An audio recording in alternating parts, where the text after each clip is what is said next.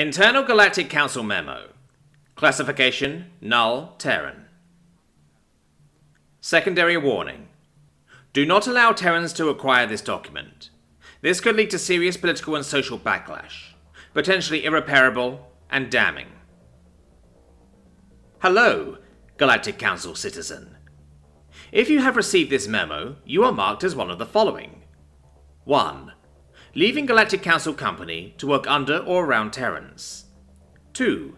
Leaving civilized space on missions of the uncharted or unhospitable conditions, in which rapid communication and assistance may not be available. Research outposts, establishing colonies on the frontier, or otherwise all fall under this category.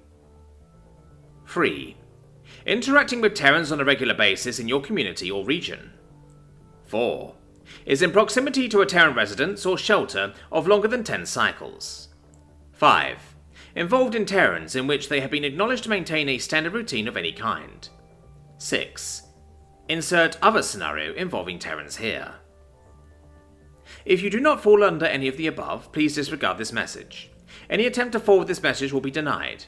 Any attempt to bring it to a Terran will be met with a heavy penalty. Do not make copies. If you do fall under any of the listings above, please continue.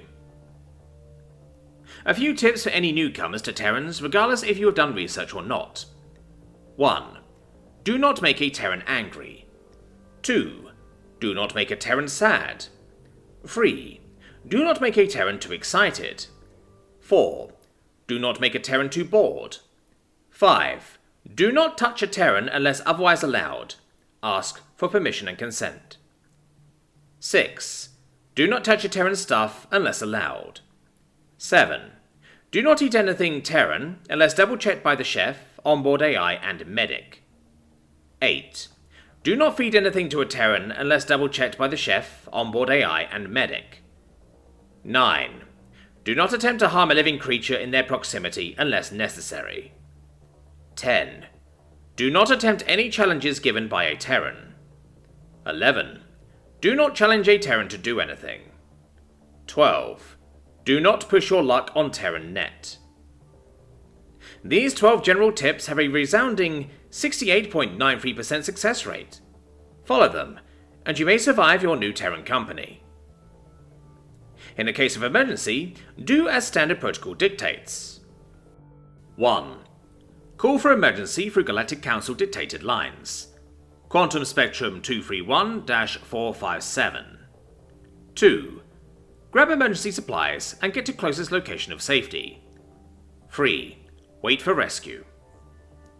Should you be receiving this memo, there is an additional emergency action you can take. This action is highly recommended for an advanced response of rescue and assistance by Terrans. However, be warned, such an action will render any Terrans in proximity as borderline hostile. This action is also permanent, and any Terran associates, depending on their favour of you, may disregard it or mark you as a permanent menace to their society. If you find yourself in a scenario with no other options, as you and the lives of all those around you look bleak, do the following. Find nearest coffee pot. Pick it up. Smash it in whatever feasible way possible to your species. Dropping it typically works fine above a certain height, depending on gravity. Throwing it at a wall works if you are physically capable.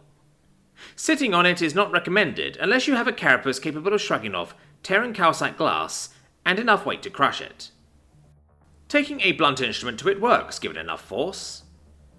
In case your species isn't capable, look for a Terran glassbreaker device, often found near their vehicles or blast doors with windows in case of emergency. It is unknown how their species is capable of keeping track of every coffee pot and coffee machine, but from what we have dubbed the Cafe Network, they are capable of detecting a broken device in milliseconds of it falling out of repair. Preparing backups along with any possible solution to any given reason, in which a Terran would allow something to happen to one, and reaching the location of said defunct coffee pot/machine in seconds. These solutions cover a wide range of emergencies, and will without fail have a solution for the given emergency you find yourself in. End of memo.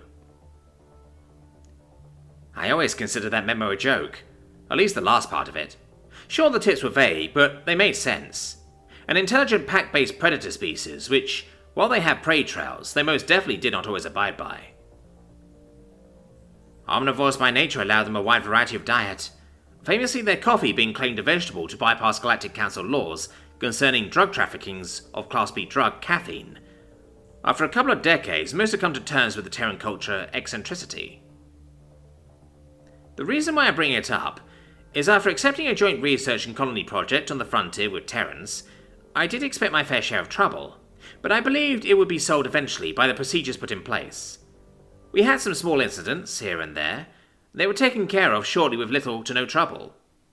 Yet here I am facing a swarm invasion on the frontier, no less. No true military backup. Stars above. The lives here lost already.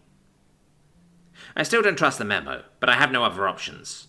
I'm one of the remaining alive in my sector. The bunker was blocked off by debris by the time I got there. I was lost in despair for a while and found myself here in the cafeteria.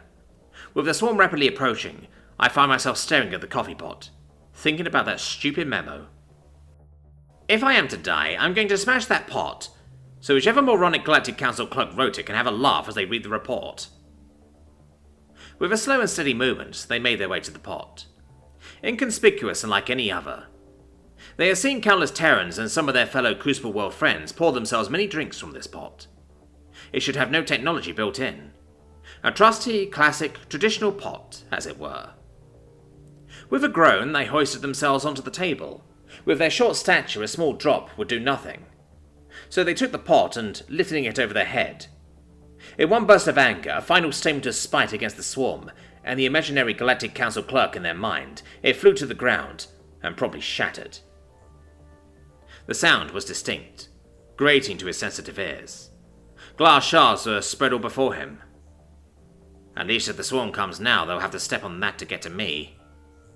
And in moments, an odd sound could be heard from the coffee machine. One he had never heard made by the machine, just bordering out of their auditory range. He was special, as his hearing was far more fine-tuned even for his species. The noise didn't stop and got louder, enough that it caused him pain. Disoriented, he fell from the ledge he was on. A few glass shards cut into him. As he faded from consciousness, he could feel rumbling. The glass shards before him shaking and vibrating on the ground.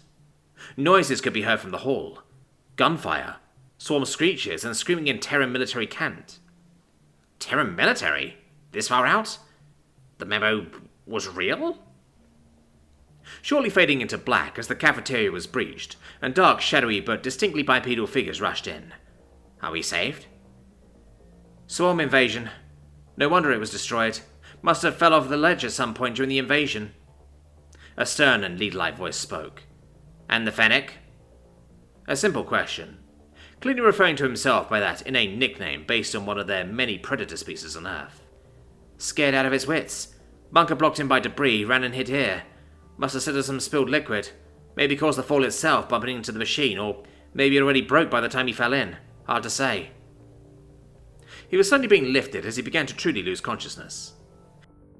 His vision had already faded, his consciousness shortly following. Get them to medical. Call for assistance for the rest of the base. I want that machine repaired and a fresh pot ASAP.